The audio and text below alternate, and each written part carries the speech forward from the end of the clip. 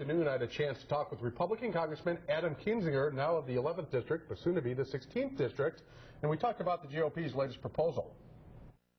We came forward and said, look, we understand that we're going to have to compromise, we're going to have to come to the middle, so we're going to put revenues on the table. And in fact, we, in a counter-proposal, put $800 billion of revenues on the table, but then also have outline areas where we can make some cuts and we can have reforms to some of the programs that are really driving us into debt, like Medicare, and ways to save that for the current generation and make some changes for younger people. Now, the president and most Democrats seem steadfast on that rise from 35 to 39% for the wealthiest Americans. If they were to give a counterproposal that included that, but also included more spending cuts, would that be something that could be agreed upon? Well, we'll see. I don't like to get into the habit of, negotiating with myself on the air and talking about hypotheticals. I think it's been very obvious that, we're willing to talk about things that we don't necessarily like.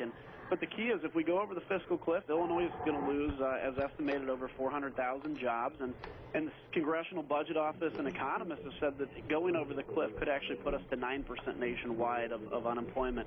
So we really have to get to a solution here. Generally, when I talk to Democrats, they say the biggest problem right now is for too many people there's a lack of opportunity. When I talk to Republicans, they seem like their biggest issue is for too many people there's a lack of responsibility. Is it that simple, and can we find some solutions that can help in both areas? Better opportunity for all, but more responsibility for all? Yeah, I think it's a combination of both. I mean, people have to accept, in the United States of America, it's a country built on setting your own destiny. So you have to take some personal responsibility for what you're going to be. But at the same time, we have to understand there are a lot of people born into circumstances that don't allow them to afford college. So we need to continue to have federal programs to help students to afford college and rethink how we're educating young people, getting young people hands-on training, which the Rockford area is doing very well, by the way. A lot of great programs being implemented to introduce young people to things like manufacturing and other things that are going to.